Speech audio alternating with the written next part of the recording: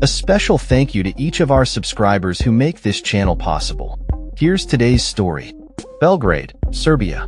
Tensions have reached a boiling point in Serbia as clashes erupted between supporters and opponents of the government, marking a significant escalation in ongoing protests against populist President Aleksandar Vucic.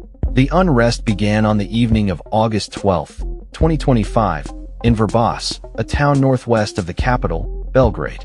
Riot police were deployed to separate the opposing groups as they gathered outside the offices of the ruling Serbian Progressive Party. Eyewitness accounts and video footage reveal a chaotic scene, with government supporters launching flares, rocks, and bottles at anti-government demonstrators, who retaliated by throwing various objects back. The violence has resulted in injuries to dozens of individuals, including 16 police officers, as reported by local authorities. The protests have persisted for over 9 months, fueled by widespread dissatisfaction with President Vucic's administration.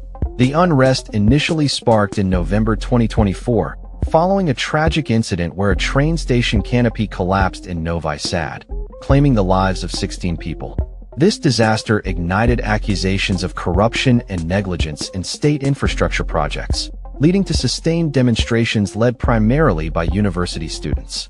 On the second day of clashes, the situation intensified in Novi Sad, where supporters of Vucic and anti-government activists faced off once again. Riot police were forced to intervene as both sides exchanged flares and projectiles, further escalating the conflict. Protests have spread across the nation, with thousands gathering in various cities, including Belgrade, Kraljevo, Nis, Čačak, and Kragujevac, demanding accountability from the government. In Belgrade, riot police resorted to using tear gas to disperse crowds of anti-government protesters in one area, while simultaneously managing the opposing groups elsewhere in the city. Interior Minister Ivica Dačić has called for a restoration of law and order amid the chaos, while President Vucic has dismissed the anti-government demonstrators as thugs, a characterization that has become a recurring theme in the government's narrative against its opponents. The ongoing protests have highlighted a stark divide in Serbian society, with supporters of Vucic advocating for stability and continuity, while opponents demand significant political change.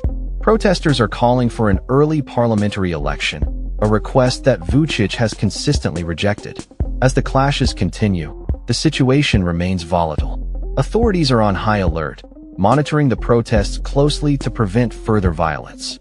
The government's response to the unrest will likely shape the political landscape in Serbia in the months to come, as citizens grapple with the implications of their demands for change. The protests, while initially peaceful, have taken a more confrontational turn, exposing deep-seated frustrations with the current administration and raising questions about the future of democracy in Serbia. That's all for this story. We upload videos every day covering many different subjects, so hit that subscribe button to stay informed. Thanks for watching.